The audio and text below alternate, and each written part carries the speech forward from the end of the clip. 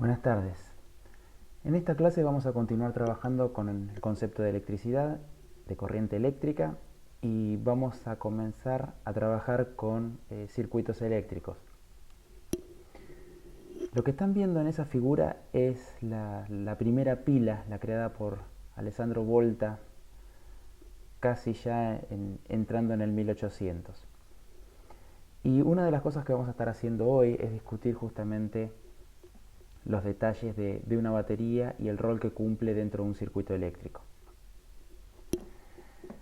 En la clase pasada lo que hicimos fue definir el concepto de corriente. Y lo que vimos que la corriente lo que nos daba era una idea de la cantidad de carga por unidad de tiempo que tuviéramos circulando dentro de un conductor. Eso respondía a un campo eléctrico que estuviera en el interior del conductor y que iba a deberse al hecho de que uno al conductor lo estuviera sometiendo a una diferencia de potencial entre sus extremos. O sea que a diferencia de lo que estuvimos trabajando en unidades anteriores, en la cual ante un campo eléctrico externo el material conductor inducía cargas para poder tener un campo eléctrico cero en el interior, la idea ahora es que nosotros vamos a estar haciendo un esfuerzo energético y vamos a estar manteniendo a todo tiempo una diferencia de potencial entre los extremos del conductor. Eso implica que en el interior del conductor yo lo voy a forzar a que vea un campo eléctrico y el conductor va a seguir respondiendo a tal fin, utilizando los portadores de carga libre que tengan, y estos se van a terminar moviendo en consecuencia. Entonces, poniendo una cierta inversión energética en sostener ese campo eléctrico en el interior del conductor, lo que voy a lograr es que circule una cierta corriente eléctrica.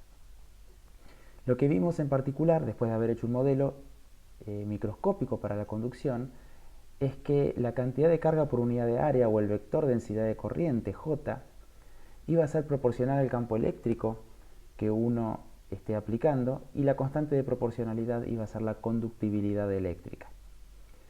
Simplemente expresando la cantidad inversa, el 1 sobre sigma, como la resistividad ρ, esta resistividad vimos que tenía una dependencia funcional con la temperatura, prácticamente lineal de cierta temperatura en adelante, pero a muy bajas temperaturas, como se puede ver en la gráfica de la placa, se perdía dicha linealidad.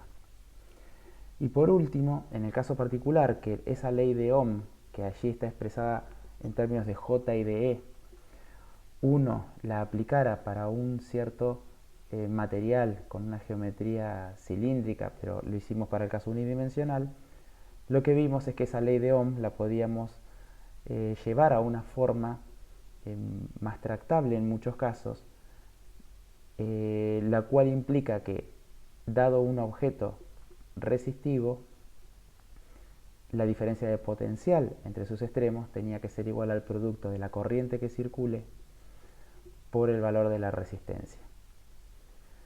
Eso reúne básicamente todos los elementos que estuvimos discutiendo en la clase anterior, y lo que vamos a hacer ahora en este primer paso es ir hacia el circuito más básico posible, que es el de una resistencia y una batería. En el caso límite esto podría ser, en términos cotidianos, puedo llevarlo a la situación de una linterna, la más sencilla posible, en el cual voy a tener una batería, voy a tener una resistencia, que eso sería la lamparita, el foco en sí, y eventualmente un interruptor que me permita abrir y cerrar ese circuito. Va a ser nuestro punto de partida, y lo que voy a hacer ahora es discutir en primer lugar la presentación como uno la encontraría en Serway y en muchos otros libros actuales, y me voy a detener un poco más en detalle en el concepto de batería. Entonces, si uno tuviera que representar ese mismo sistema mediante un diagrama, lo que hace, fíjense, es utilizar simbología específica. La batería va a quedar indicada por toda la zona que está sombreada, que consiste en, primero, en esta línea corta, que está indicada con un menos, la línea más larga, que está indicada con un signo más, y una cierta resistencia, se indican las resistencias mediante ese símbolo que están viendo allí, entrecortado, o zigzagueante, y esa está indicada con una R minúscula. Todo eso está conformando entre el punto A y B un diagrama de lo que a la izquierda estamos viendo como una batería con un borne negativo y un borne positivo. El elemento resistivo que vemos a la izquierda con las bandas de colores, tal como describimos en la clase pasada, en el diagrama de la derecha es simplemente el símbolo de una resistencia y estamos pensando que está ubicada entre los puntos C y D.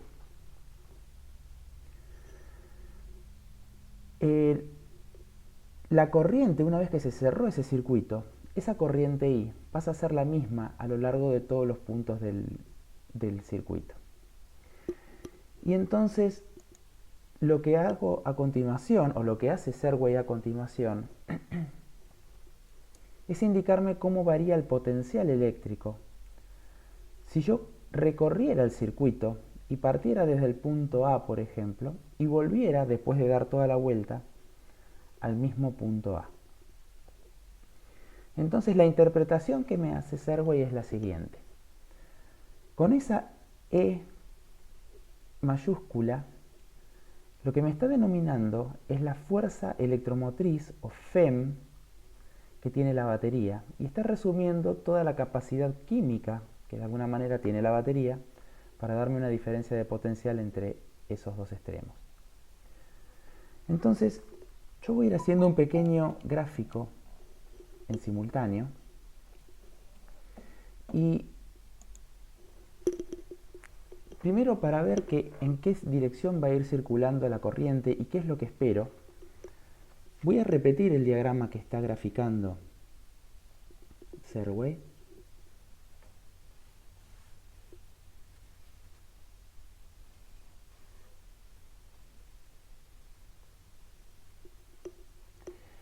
Y vamos a poner entonces que esto sea R, que esto sea R,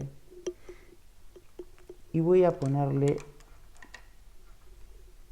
la nomenclatura a los extremos. Este va a ser el extremo positivo y este va a ser el extremo negativo. Entonces, yo sé que la corriente tiene que circular en la dirección en la que circularían los portadores positivos.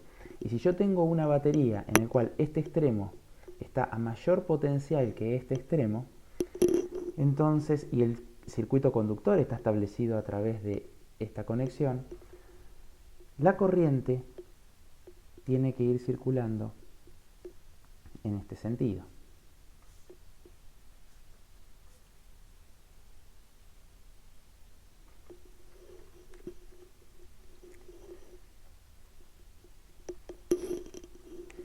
Pero por otra parte, yo sé que la dirección en la que viaja la corriente es la dirección básicamente en la cual en esta parte del circuito le estoy haciendo ver el campo eléctrico, o la batería me genera la diferencia de potencial. Eso quiere decir que acá yo tranquilamente puedo pensar que va a haber un campo eléctrico en el interior que va a estar aplicado en esa dirección, y que aquí va a haber un campo eléctrico en el interior que va a estar actuando en esta dirección. En el interior de la pila, sin embargo, el campo eléctrico este va a estar actuando de más a menos, por lo tanto va a estar en esa dirección. De esa manera, si entonces caracterizamos los puntos tal cual, siguiendo la figura del Serway, como A, B, C y D, un gráfico entonces del potencial o del valor del potencial en función del punto que yo vaya cruzando, lo podemos ir construyendo de esta manera.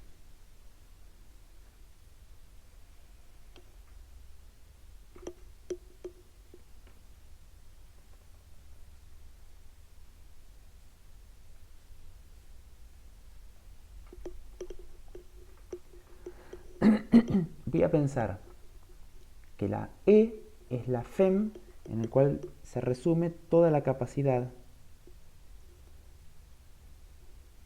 en términos de capacidad, en términos de lo que puede hacer la batería químicamente para darme una diferencia de potencial dada.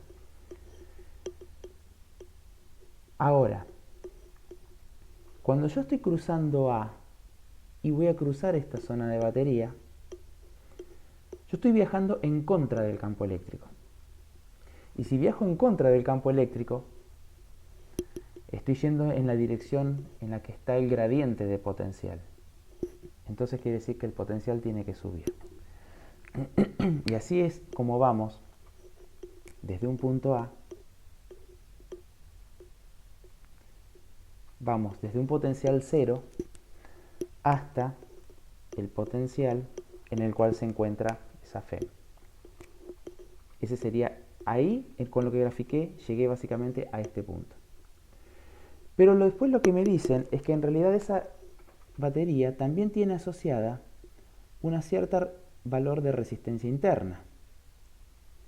Y entonces para ese valor de resistencia interna, como yo ya estoy moviéndome en la dirección del campo eléctrico, estoy yendo en contra del gradiente de potencial y el potencial tiene que caer un poco. Y ese poco que va a caer va a ser una caída que va a estar dada de acuerdo a la ley de Ohm por el producto de la corriente que esté circulando I a través del elemento multiplicado por el valor de la resistencia que estoy atravesando entre aquí y aquí. En general nosotros vamos a despreciar completamente la influencia resistiva que tengan los cables frente a los valores de resistencia que tengan los elementos que estemos poniendo en el circuito. Entonces, entre B y C, a lo largo de todo este trayecto no va a pasar absolutamente nada, va a seguir constante, pero entre C y D voy a tener otra resistencia, y en esa resistencia tengo la caída de tensión. Nuevamente, al ir de C a D, voy a favor del campo eléctrico, voy en contra del gradiente de potencial, entonces el potencial tiene que caer. Y en este punto tengo que tener el mismo valor de potencial eléctrico que en este punto, porque estoy también despreciando los componentes resistivos que tenga este elemento conductor. O sea que D y A tienen que estar al mismo valor de potencial. Bueno, y esa es la forma entonces en la cual Serway, al igual que muchos otros libros, explican de qué manera varía el potencial eléctrico a lo largo de toda la figura. Sin embargo, esto no es estrictamente fiel a la situación, y de hecho, si uno le llega a mostrar esta imagen a una persona que venga desde la disciplina de la química, le va a hacer muchísimo ruido. Curiosamente, hasta los años 60 más o menos, toda la bibliografía hasta mediados de los años 60 respetó una visión mucho más fiel de lo que sucedía acá, y por algún motivo se simplificó, quizás por el hecho de que generalmente desde la física uno se concentra más en lo que sucede del lado de afuera y no realmente lo que está sucediendo a nivel de la batería en sí. Pero bueno, voy a intentar hacer en este momento entonces una descripción de qué es lo que pasa en el interior de la química y cómo debiéramos nosotros tener precaución a la hora de leer este tipo de información y saber eventualmente qué tipo de ajustes tenemos que hacer. Y para poder hacer eso, lo que voy a hacer es trabajar con la pila de Daniel inicialmente. Voy a pensar en el concepto de batería. Y para eso, lo que voy a hacer es considerar que voy a tener entonces un electrodo que va a ser de zinc, un electrodo que va a ser de cobre,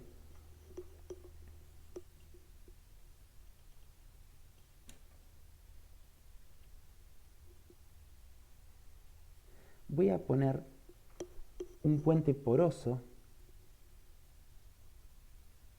entre estos dos,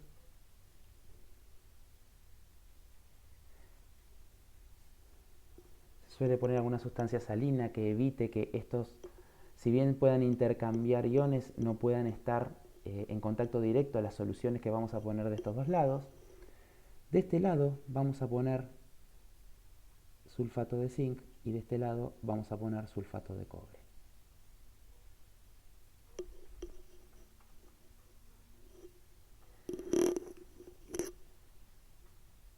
Lo que sucede en esta pila, vamos a partir de la de Daniel y voy a trabajar en particular este ejemplo utilizando electrodos de zinc y electrodos de cobre, pero se pueden cambiar los electrodos, se pueden cambiar los, las, las soluciones que se ponen aquí en el medio y los electrolitos, y entonces uno podría en ese caso ir a parar a distintos tipos de baterías.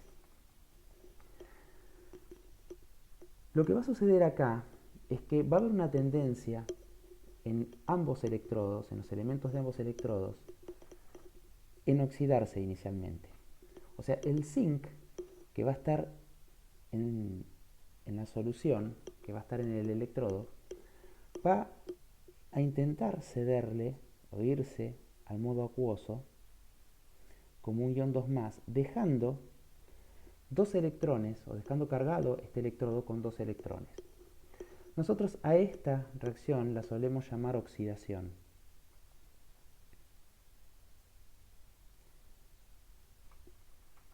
En el cobre pasa algo parecido. En el cobre que está en solución intenta irse hacia la fase acuosa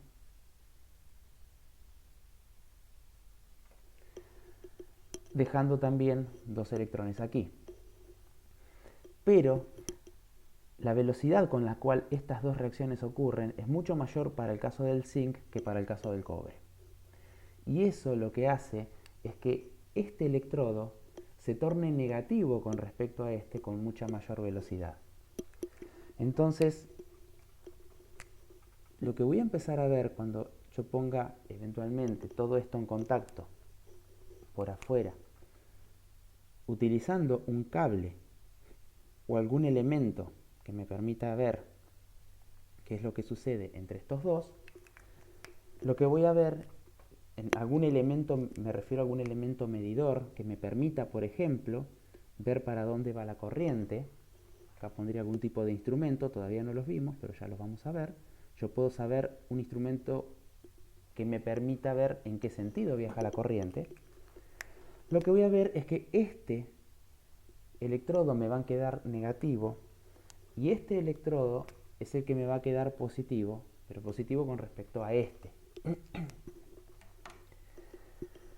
Cuando eso sucede, los iones que hay disueltos, empieza a haber un electrodo negativo, un electrodo positivo, y yo uno este circuito a través de un instrumento, lo que voy a empezar a ver es que hay una circulación de corriente.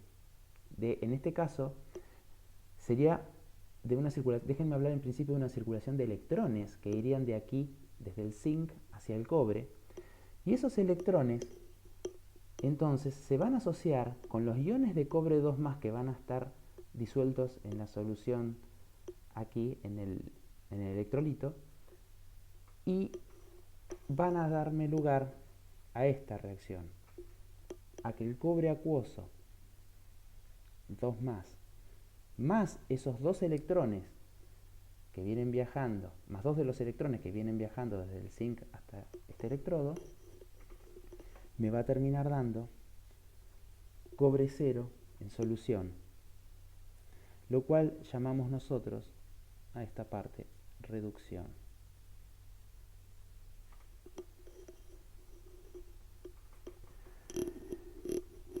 La diferencia de potencial entre lo que estamos mirando es la parte interna de la pila, y esto entonces se correspondería a lo que estábamos viendo nosotros en nuestro diagrama como esta parte, donde este era el borne negativo, en nuestro caso ese sería el zinc, y donde este sería el borne positivo, o en este caso haría las veces del cobre. Y lo otro que dijimos con Serway es que había algún tipo de resistencia interna, la cual se marcaba como una resistencia que estuviera a continuación, al menos en el gráfico.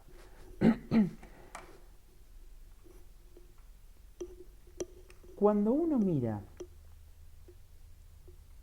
la electroquímica que se da en realidad a nivel de la capa de contacto entre este electrodo de zinc y el electrolito, y a nivel de capa de contacto entre este electrodo de cobre y este electrolito, lo que uno se da cuenta es que las diferencias de potencial o las FEMs van a estar dadas justamente en la interfaz electrodo-electrolito.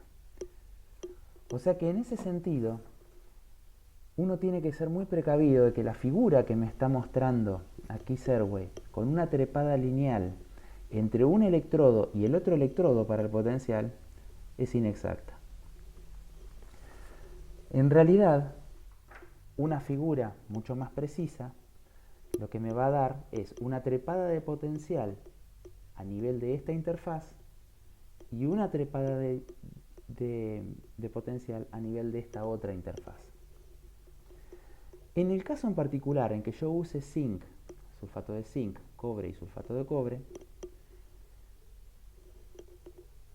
la diferencia de potencial que se va a dar a nivel de esta interfaz va a ser de 0,762 voltios.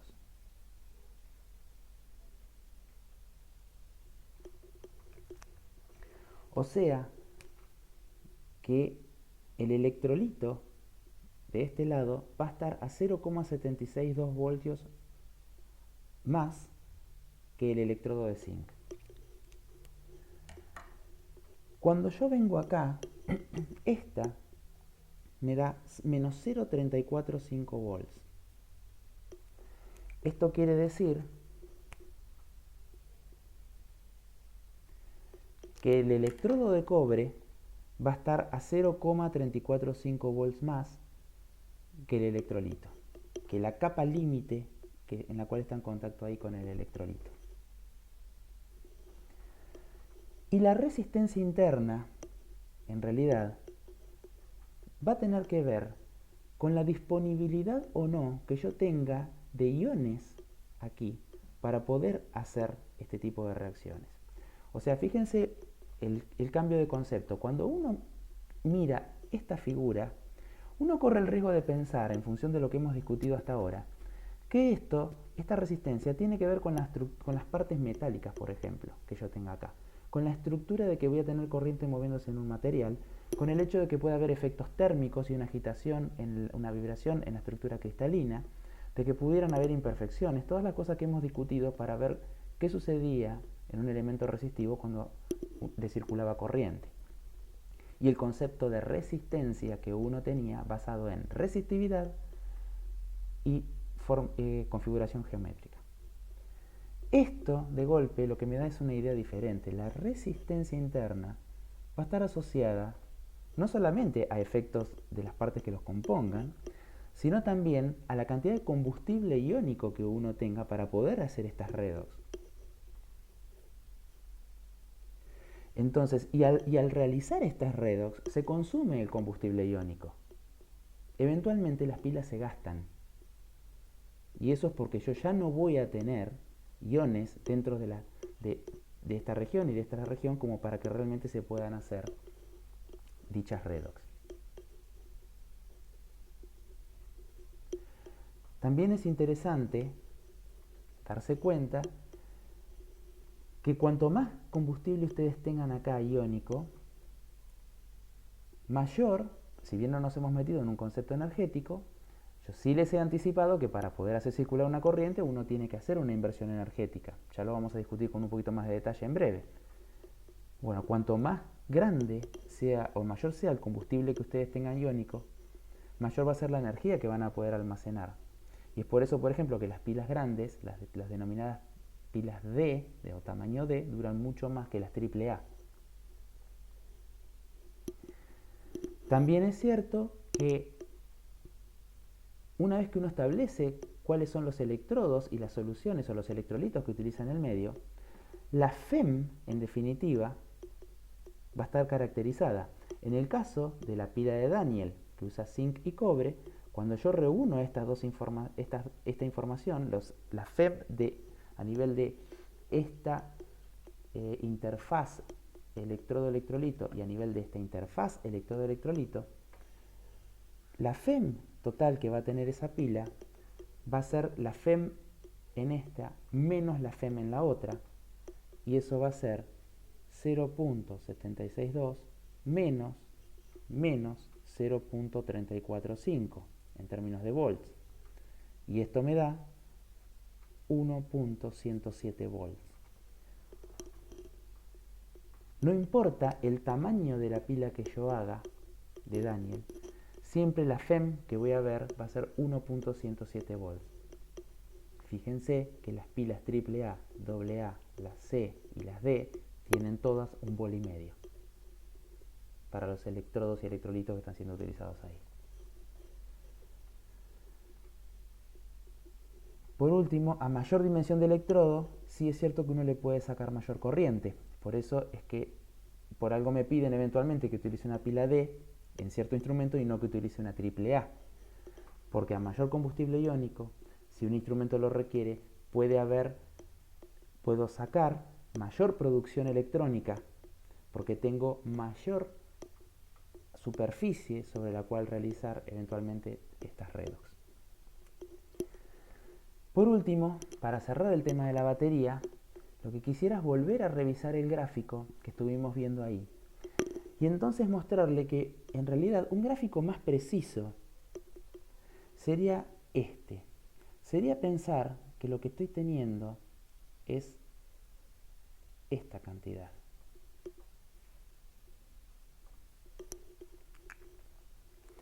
Y que yo note esto eventualmente como FEM, R, lo cual me va a estar indicando que en realidad la resistencia interna yo la voy a tener que pensar también como algo que sucede dentro de la batería, y en términos del potencial va a ser algo que va a suceder dentro de la batería. Entonces déjenme volver un instante a la gráfica que estábamos teniendo allí. Y lo que quiero es volver a revisar entonces la gráfica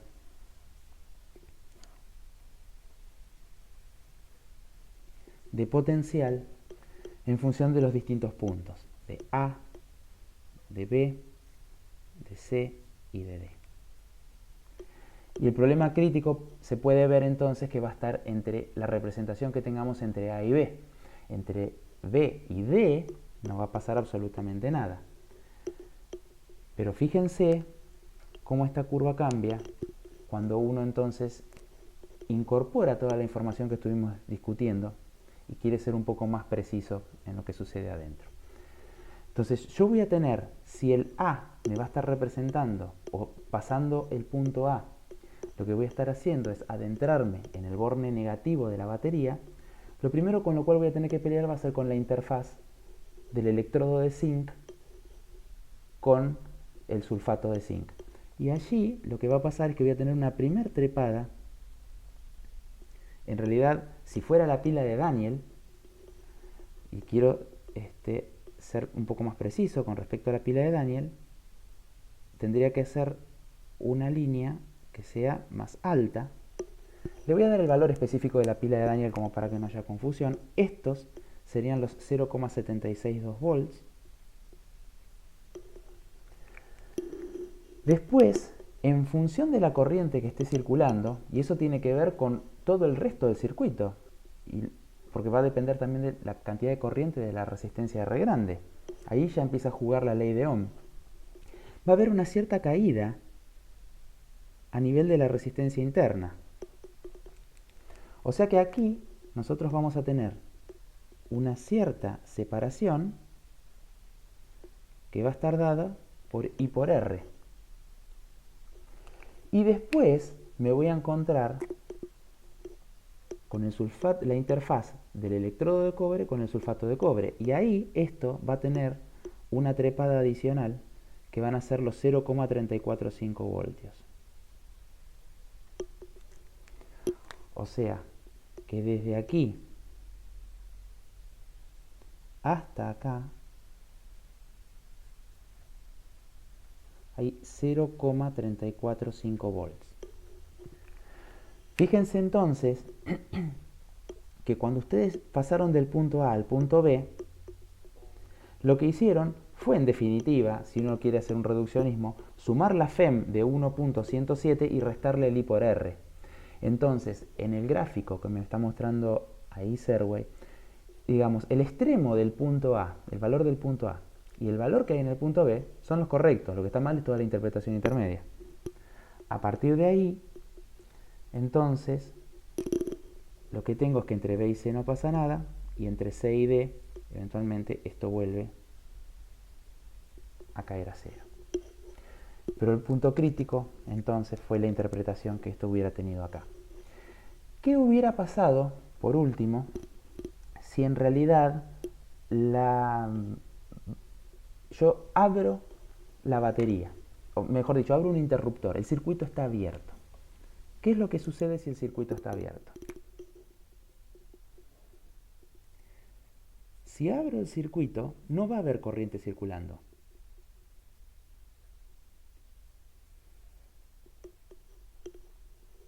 Si yo abro el circuito que tenía anteriormente, no va a haber corriente circulando. Sin embargo, va a haber diferencia de potencial a nivel de la batería. Pero lo que no voy a tener, al no haber corriente, no voy a tener la caída del I por R. Entonces, si el circuito está abierto, el gráfico anterior, A, B, C y D, se va a reducir a lo siguiente. Por un lado, voy a tener los 0.762. Por otro lado, acá voy a tener otro gap de 0.345.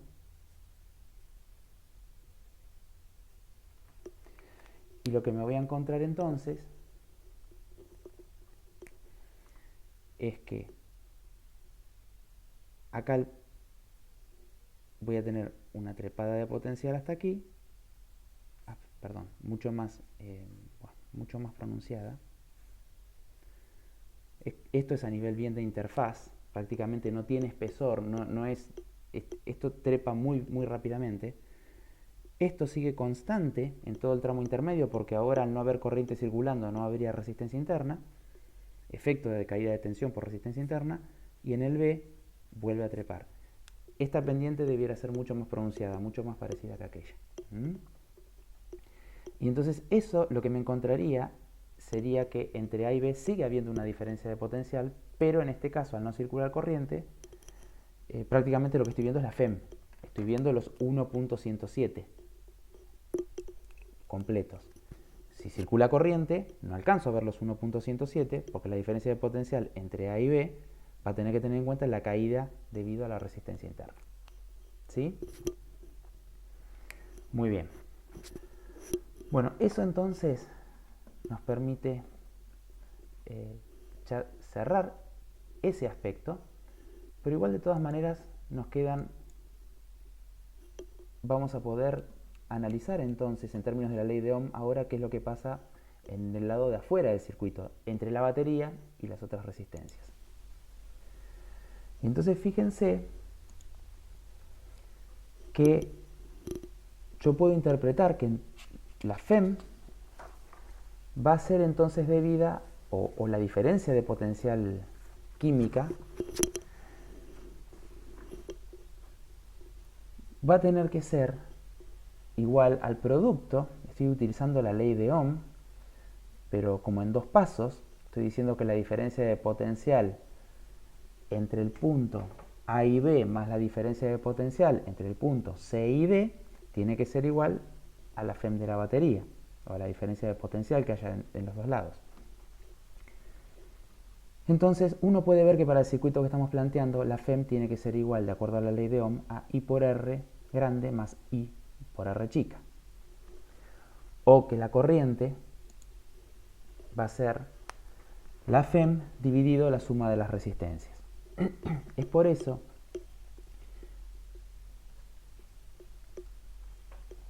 para que quede claro entonces, lo que veníamos nosotros trabajando hasta ahora como una posible expresión para la ley de Ohm es que si yo conozco la diferencia de potencial o quiero saber, de acuerdo al dato que tenga, la diferencia de potencial entre los extremos de un elemento conductor o resistivo, pero conductor al fin, va a ser el producto de la corriente que lo esté circulando por la resistencia. Entonces, lo que estoy haciendo allí es poner toda la información de esos gráficos en términos de una expresión. Fíjense que la FEM trepa y esa FEM es lo que después cae en ese gráfico en términos del I por R chico y el I por R grande. Entonces, comparando la curva con la expresión que tenemos de este lado, uno llega a ver automáticamente la relación. Si saco factor común la corriente y la despejo, esa corriente es igual a la FEM sobre R grande más R chico. Y es por eso que en función de la resistencia R grande que yo esté poniendo en mi circuito, va a ser la corriente que voy a obtener. Entonces, si yo tengo una pila de 1,5 V y nueva, fresca, y empiezo a colgar resistencias cada vez más grandes, las corrientes que voy a ir obteniendo son cada vez más pequeñas. ¿Sí? Pero si yo pongo una resistencia muy pequeña, la corriente eventualmente que voy a obtener va a ser una corriente muy grande. Y allí la importancia entre el hecho de que yo tenga una pila chica o una pila grande, que discutíamos recién, en cuanto a que esa pila pueda sostener esa corriente por mucho tiempo o se me agote muy rápidamente. Una cosa que generalmente hace ruido cuando uno mira el problema del circuito es cómo puede ser que la corriente sea la misma en todo el circuito. ¿Cómo puede ser que hay dos preguntas que hacen ruido? Una es que la corriente sea la misma en todo el circuito, y de esto hay muchos estudios hechos inclusive desde chicos, atravesando toda la adolescencia, inclusive llegando a la universidad, porque existe algún tipo de representación previa que involucra al hecho de que la corriente fuera algo que se utiliza y se gasta. Entonces, les hago simplemente un par de gráficos como para ilustrar esa idea. En muchos casos se han detectado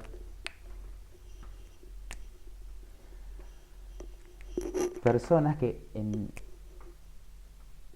sostienen que si yo les doy una lámpara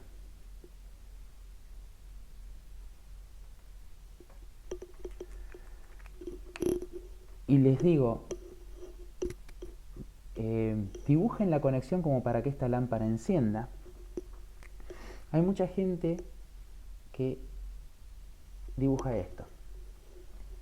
Estos análisis abarcan chicos del rango de 8 años a 10 años, a 14, a 18, 19, hasta que están empezando una etapa de formación como la que ustedes están atravesando.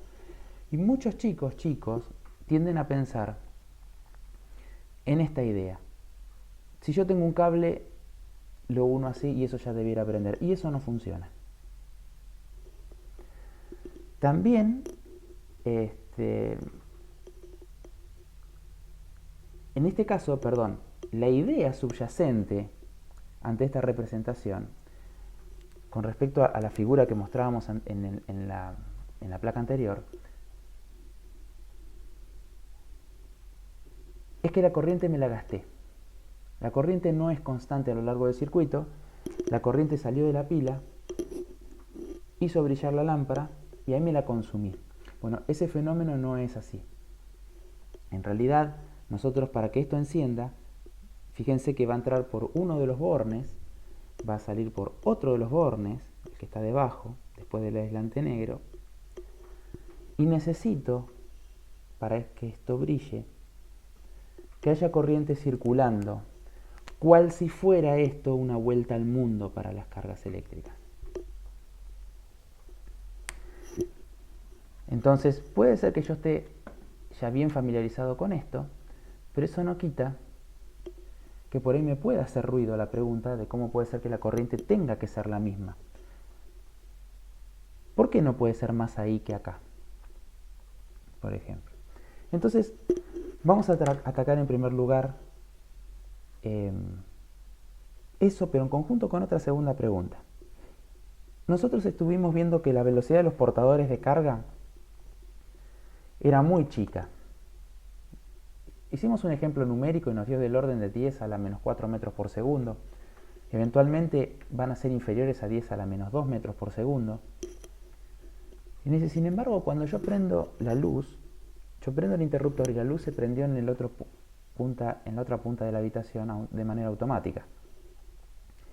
Si viajan a esa velocidad y yo estoy cerrando el interruptor acá. ¿Cómo puede ser que se prenda la luz en la otra punta del salón de manera inmediata? Bueno, esas dos preguntas las vamos a poder atacar al mismo tiempo. Entonces la idea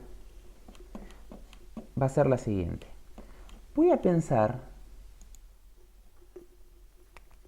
¿qué pasa si no fuera así? ¿Qué sucede? ¿Qué sucede si en realidad yo tengo una cierta acumulación de carga? Vamos a pensar que acá tengo un elemento conductor por el cual viene circulando una corriente I,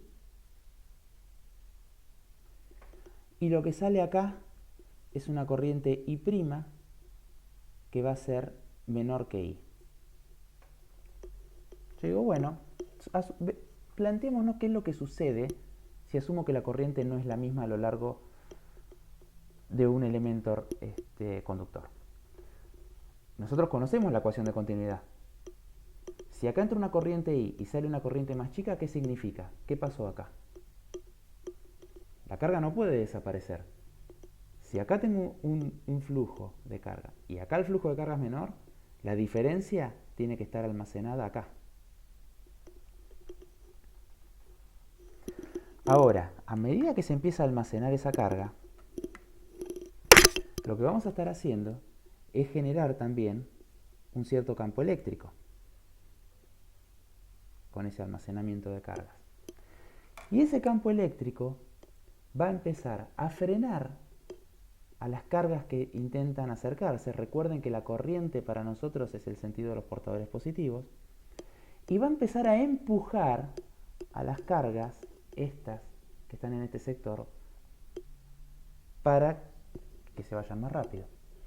O sea que esto lo que va a garantizarme es un balance de carga o en el transporte de la carga. Y esta información, entonces, ese campo eléctrico que se me forma, es un campo eléctrico electrostático.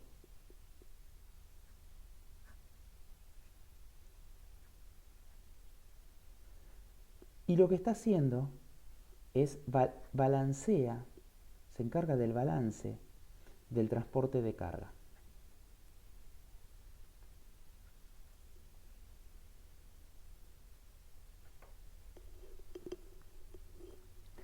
Ahora fíjense que con eso en la mano nos podemos dar cuenta por qué la luz se prende instantáneamente en la otra punta de la habitación cuando nosotros cerramos el interruptor, siendo que se mueven a muy poquita velocidad todos los portadores de carga. El punto es que yo no necesito que ese portador de carga que empieza a circular desde el interruptor sea el que termine en la lámpara, porque si no, no llego nunca a verlo. Pero es este campo eléctrico el que, ni bien yo cierre el interruptor en este punto y haya una pequeña, va a ser prácticamente instantáneo todo, pero al primer portador de carga que se mueva, este campo eléctrico que se va a formar le va a hablar automáticamente a todos los demás y va a poner todo en circulación, como si fuera una vuelta al mundo. Para darles una idea, un ejemplo análogo, hagan de cuenta que nosotros estamos en una autopista y vamos todos a 80 km por hora. Y estamos a relativamente poca distancia de separación. Pero de golpe adelante de nuestro, mucho más adelante, a 1 kilómetro adelante hay un choque. Y todos empiezan a frenar. La velocidad con la que se propaga la onda de frenado es mucho más rápida que la velocidad con la cual nosotros nos transportamos. Porque ni bien vemos las luces de freno de todos los de adelante, nosotros también frenamos. Esa información se transportó en una escala de tiempo distinta. Algo parecido pasa acá. Una cosa es la velocidad con la cual se transportan esos portadores. Otra cosa es la velocidad con la cual, ante el mínimo movimiento, generando un campo electrostático, pueden estar hablándose entre sí y eventualmente logran que actúen, que se pongan en movimiento. Entonces, un detalle interesante para poder relacionar también con el concepto de batería es que la mayoría de los textos ustedes van a encontrar que les van a definir la FEM, la fuerza electromotriz,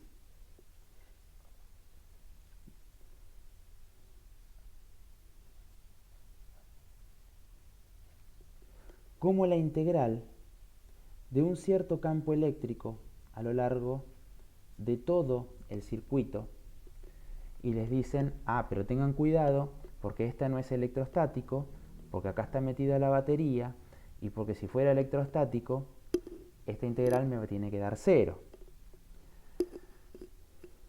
Serway es mucho más inteligente para presentar esta información. Griffith, perdón. Porque Griffith me dice, vamos a pensar esto de una manera distinta. Vamos a pensar la FEM, esa, al menos en este punto, como la fuerza por unidad de carga, y la nota con una F minúscula, que está actuando sobre todo el circuito.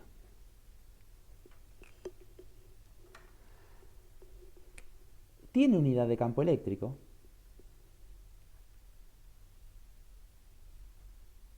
pero fíjense cómo la conforma.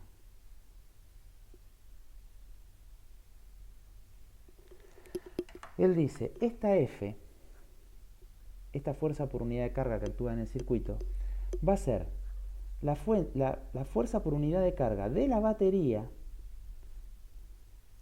O sea, básicamente acá reduce todo lo que sería la parte química, más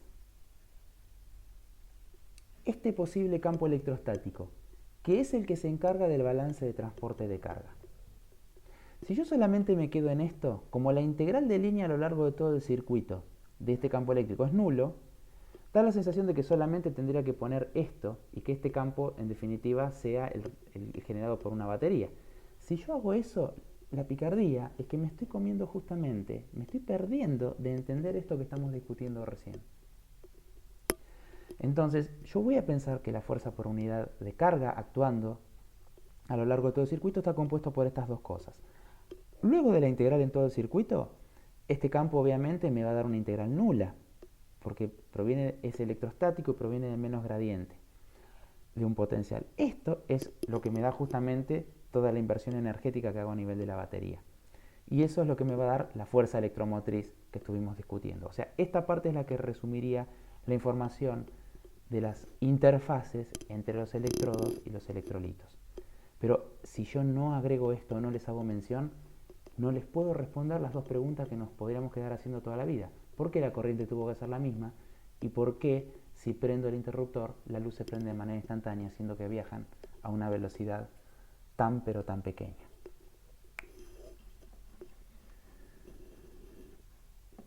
Bien. Vayamos a discutir ahora un poco el aspecto energético.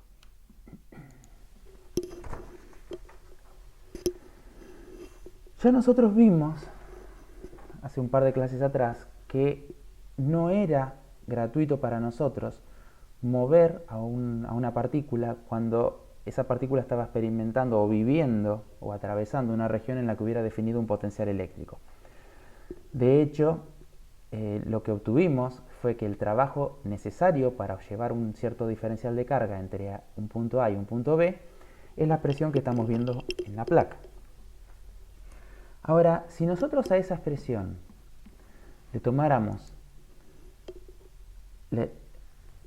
las derivadas respecto del tiempo, lo que me encontraría sería por un lado la definición de potencia y por otro lado la definición de corriente.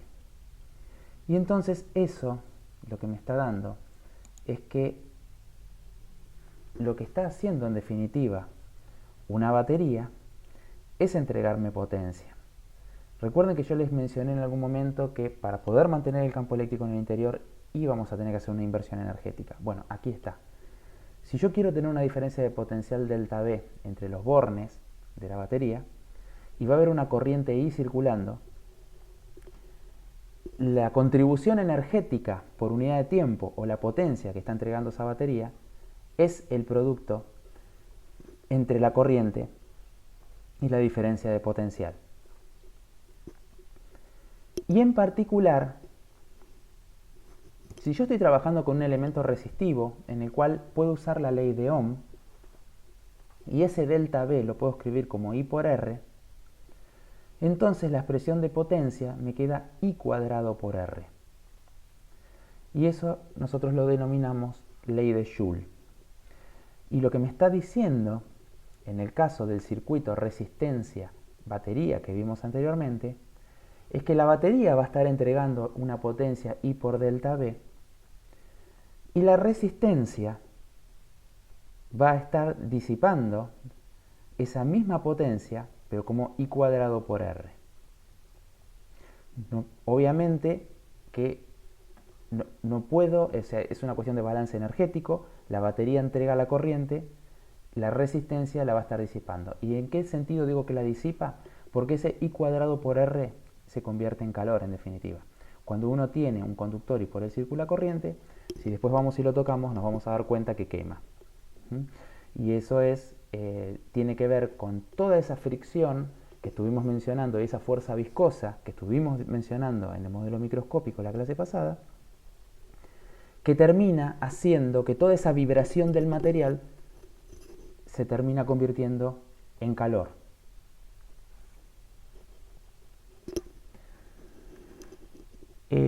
Cuando tengamos circuitos más complicados, de todas maneras, siempre, y quiero pensar en más complicados en los circuitos hacia los cuales vamos a empezar a caminar ahora, que ya no van a constar de una sola resistencia, sino que van a tener un mayor número de elementos resistivos, la suma de todas las potencias disipadas en todos los elementos resistivos va a tener que coincidir con la cantidad, con la potencia que esté entregando siempre la batería. Lo cual tiene bastante sentido. Y entonces ahora lo que vamos a discutir son los arreglos de resistencias. Vamos a ver que si pusiéramos dos resistencias en serie, como las que estamos viendo allí, en este caso estoy pensando en dos focos, los diagramas, entonces, el diagrama que tendría para ello sería el diagrama que se encuentra en la figura B. Y lo que quiero ver es cuál es la resistencia equivalente en ese caso. Y entonces lo que voy a pensar es que yo tengo esta primera resistencia R1, aquí tengo R2. Voy a pensar que entre estos dos extremos, si este es A y este es B, voy a poner un punto C en el medio. Si yo genero una diferencia de potencial entre A y B, resulta más o menos obvio que esto va a ser la diferencia de potencial entre A y C más la diferencia de potencial entre C y B. Si no resulta tan obvio, puedo recurrir a la definición que nosotros hemos utilizado para el VAB. Yo sé que VAB es VA menos BB. Y sé que VAC es VA menos BC. Y sé que BCD es BC menos B sub B. Entonces es prácticamente inmediato que estos dos se restan y que eso me conduce a la igualdad. Bien, paso siguiente para mí va a ser entonces acá utilizar la ley de Ohm. Estoy hablando de resistencias. En resistencias yo puedo pensar que la diferencia de potencial entre sus extremos sea el producto de la corriente que está circulando por el valor de esa resistencia. Entonces VAC tiene que ser el valor de la corriente I que va a estar ingresando acá, que va a ser la misma que va a estar saliendo allí, multiplicado por R1. Mientras que para la segunda resistencia aplico la ley de Ohm nuevamente y esto me va a quedar I por R2. Entonces es bastante inmediato, si saco factor común, ver que el VAB va a ser I por R1 más R2. Y esto entonces se está comportando como si fuera nuevamente una ley de Ohm, pero esto está ocupando el lugar de una resistencia equivalente. Quiere decir que, tal como está en el gráfico de la derecha en la placa, yo puedo interpretar que esas dos resistencias R1 y R2 puestas en serie son lo mismo, son equivalentes a tener una única resistencia cuyo valor sea la suma de R1 y R2. Y eso me define en general cuál sería la resistencia equivalente en un arreglo en serie. Entonces la resistencia equivalente en el arreglo en serie es simplemente la suma de las resistencias, todas las que yo tenga. Este es entonces mi arreglo en serie.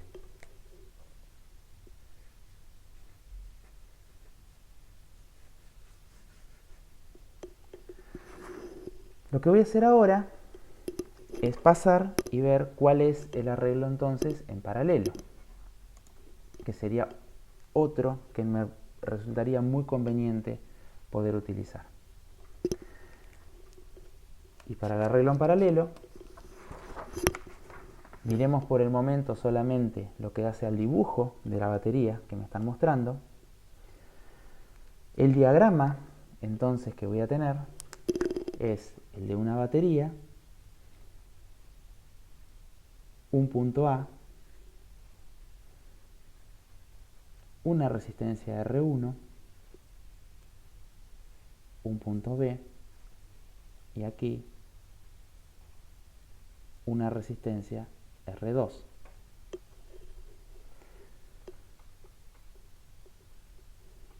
Esto después vendría conectado a la diferencia de potencial delta V.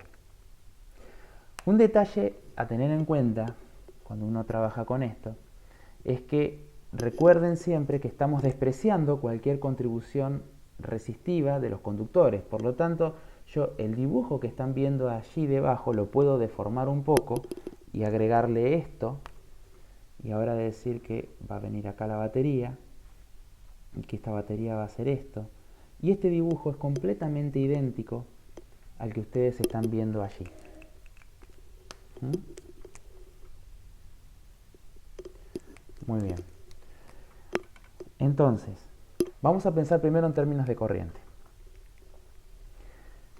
Si yo estoy mirando esta batería, por esta batería va a haber una corriente que va a circular siempre desde el borne positivo hacia el borne negativo. Entonces, lo que yo puedo ver acá es que la dirección de la corriente va a ser esta. Y que va a haber una corriente que va a estar atravesando o saliendo desde la batería o atravesando la batería, cruzando aquí, pero de golpe llego a ese punto. Y en ese punto yo sé que la corriente puede ir tanto por un lado como por el otro. Esto es como tener una manguera en la cual de golpe le puse una T. Y fuerzo a que el caudal que está viniendo por esa manguera se tenga que ir una parte por aquí y una parte por acá. Bueno, yo lo que veo es que por acá va a tener que venir una corriente que la voy a llamar I1 y por acá va a venir una corriente que la voy a llamar I2. Lo que sí sé por la conservación del caudal, o lo que espero, es que la corriente I1 más la corriente I2 me estén dando la corriente I. Si no, estaría apareciendo o desapareciendo carga en la zona de esa T.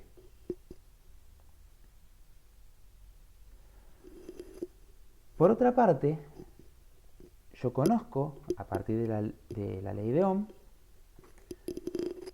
que esta corriente I1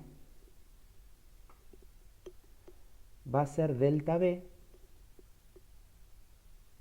que va a ser la misma diferencia de potencial que va a haber aquí, va a ser idéntica a la que va a haber entre A y B, porque recuerden que no hay caída de potencial o trepada de potencial en los tramos de los conductores.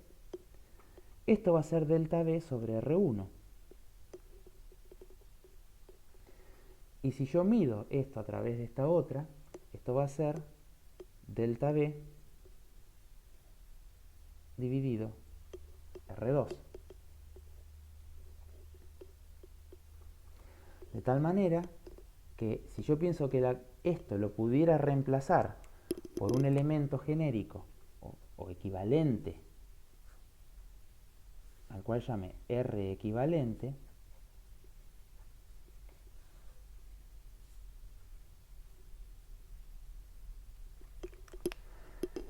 entonces este elemento de igual manera tendría que estar cumpliendo también con la ley de Ohm. O sea que si esta va a ser la corriente I, que va a estar circulando y va a ser la misma que va a circular por acá, eso me dice que esta corriente yo esperaría que fuera delta V sobre esa R equivalente. Y fíjense que esto me genera de manera automática la relación para la resistencia equivalente. Eso me dice que 1 sobre la resistencia equivalente va a tener que ser igual a 1 sobre R1 más 1 sobre R2, y podría seguir sumándole más términos si acá tuviera más elementos puestos en paralelo. Esta es entonces la forma en la cual nosotros vamos a asociar las resistencias o el arreglo en paralelo.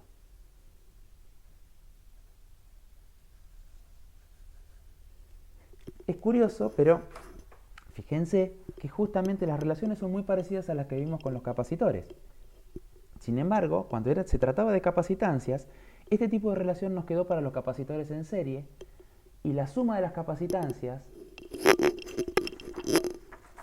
este caso, cuando eran capacitancias, nos quedó para los capacitores en paralelo. Bueno, con las resistencias es justamente al revés.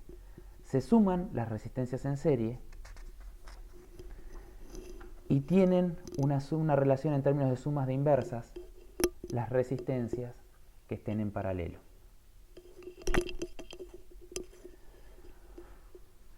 Muy bien, ya lo que vamos a ir haciendo a partir de la clase que viene es darnos cuenta que en algunos casos estos dos tipos de relaciones nos van a simplificar el tratamiento que tengamos de circuitos eléctricos, pero van a haber situaciones en las cuales nunca las vamos a poder terminar de poner como puramente en serie o puramente en paralelo, y para eso vamos a necesitar un grupo de reglas algebraicas que nos estén ayudando.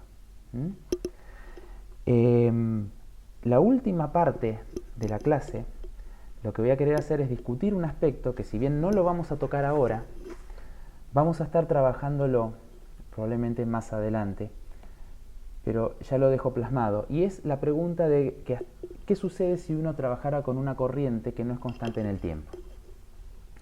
Entonces, lo que quiero plantear es qué sucede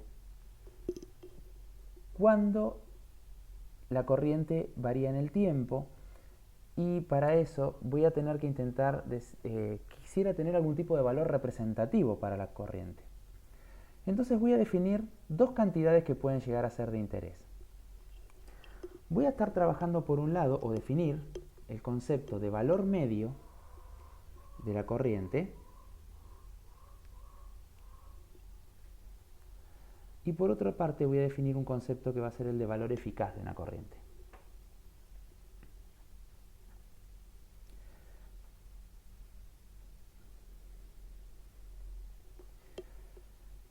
En primer lugar, fíjense, si uno tuviera un conductor que tuviera una cierta sección,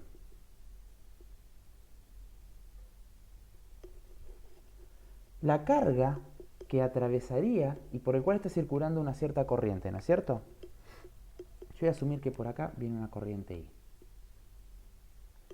La carga que va a atravesar esa sección en un tiempo finito t va a estar dado por lo siguiente. Yo sé que I es dQ a dt. Entonces, la cantidad de carga que va a cruzar esa sección en un determinado tiempo t tiene que ser la integral de I por el diferencial de t entre 0 y t. Dejen que ponga un primado para no tener problema con la nomenclatura, con la notación matemática, con el extremo. Si I es constante, esta integral es trivial porque el I sale fuera de la integral, y entonces Q me quedaría I por T.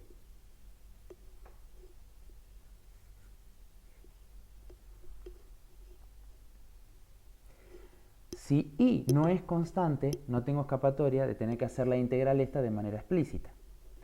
Pero entonces, si alguien viene y me pregunta, ¿y cuánto vale la corriente? Y en realidad, no sé, ahora vale esto, después vale aquello. O sea, no tengo un valor definido, pero puedo definir una cantidad que va a ser el valor medio,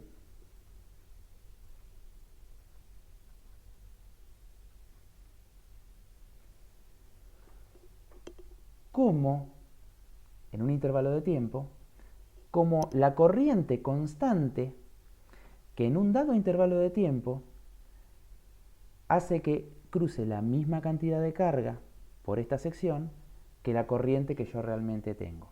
O sea, si yo tengo una corriente dependiente del tiempo y sé que no me puedo escapar de esto, del hecho de que tenga que hacer la integral esta para ver cuánta carga circuló en un dado intervalo t a través de esa sección, yo puedo preguntarme cuál es la corriente constante, la cual voy a llamar I media, que en el mismo intervalo de tiempo me haya hecho cruzar la misma cantidad de carga.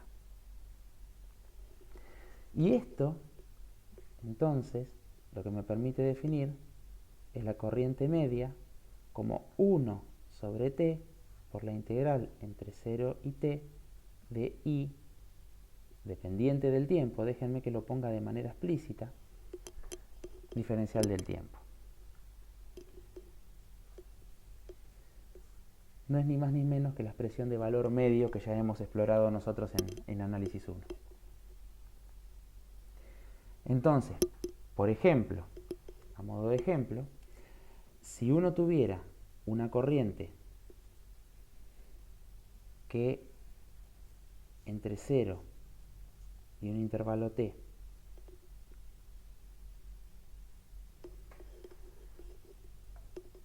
va a crecer de esta forma,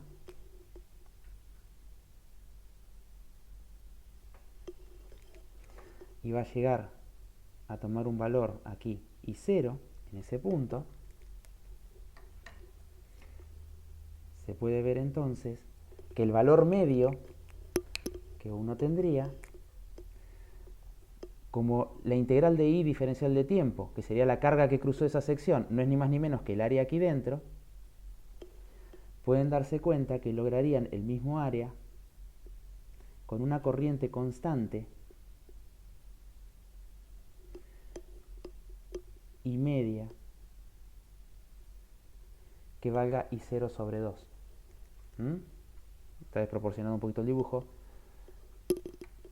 pero se puede ver que esto me va a generar el mismo área que la otra.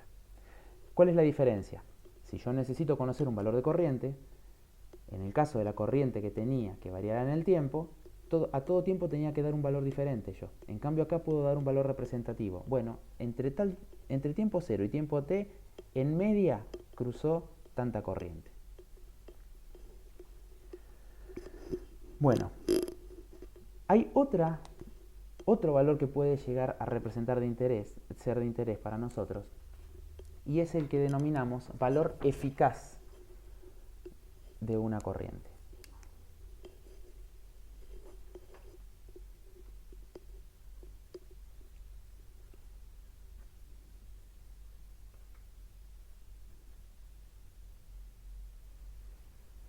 Y para ello, en realidad lo que tengo que pensar, o lo que voy a hacer es pensar en términos de la ley de Joule. Yo les dije anteriormente que en el caso de las resistencias, la potencia que nosotros vimos en la ley de Joule iba a ser I cuadrado por R. Esto era justamente la ley de Joule.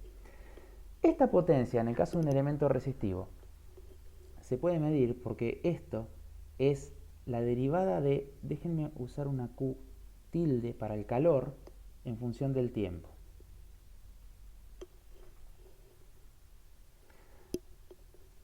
O sea, al circular corriente por el elemento resistivo, lo que va a suceder es que uno va a tener una energía disipada o liberada, y esa liberación va a ser en términos de calor por unidad de tiempo. Es la pava eléctrica. en definitiva. Nuestro primer circuito pudo haber sido la pava eléctrica. Y entonces, esto lo que me dice es que en un intervalo dado de tiempo, la cantidad de calor, entonces, que yo voy a estar liberando, va a ser la integral de I cuadrado por R, diferencial de tiempo primado, entre 0 y t. Simplemente integrando esta expresión. Si I es constante, entonces nuevamente yo puedo sacar ahora el I cuadrado por R fuera de la integral. Esta expresión de calor va a ser I cuadrado por R por T.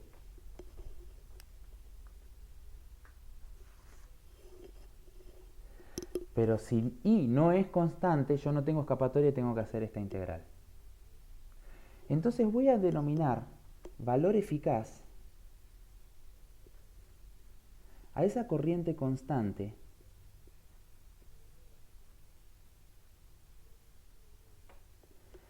que en un dado intervalo de tiempo me libere la misma cantidad de calor que la corriente verdadera.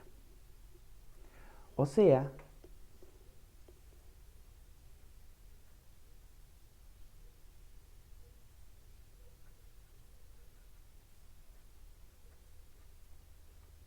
que lo que voy a poner es un I eficaz al cuadrado por R por T, que es el calor que liberaría una corriente constante en ese intervalo de tiempo, igual al calor que libera la corriente verdadera, la que tiene dependencia temporal. La resistencia es una constante, así que no hay problema, yo la puedo simplificar. Y entonces esto me define la I eficaz como la raíz de 1 sobre t, la integral entre 0 y t, de I cuadrado diferencial de t', lo que llamamos valor cuadrático medio.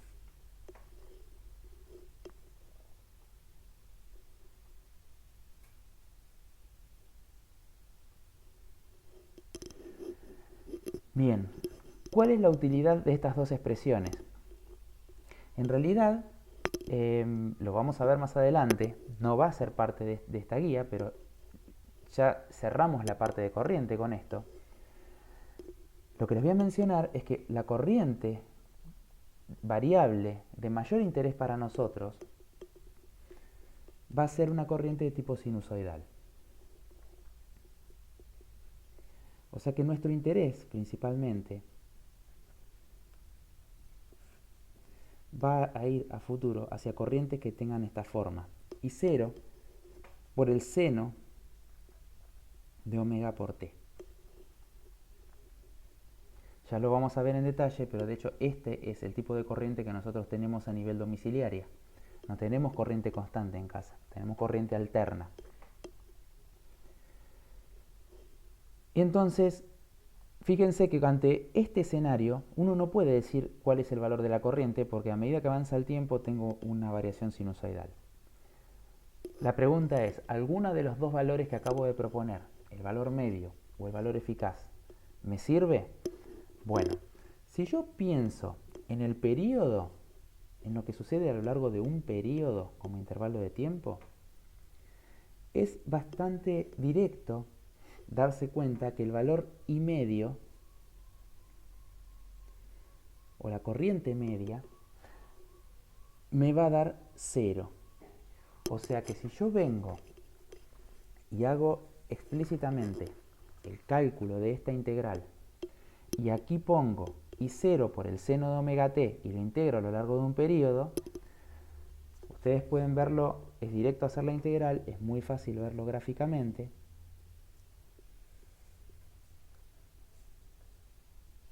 Entre 0 y un periodo, esta corriente sinusoidal va a terminar teniendo área 0.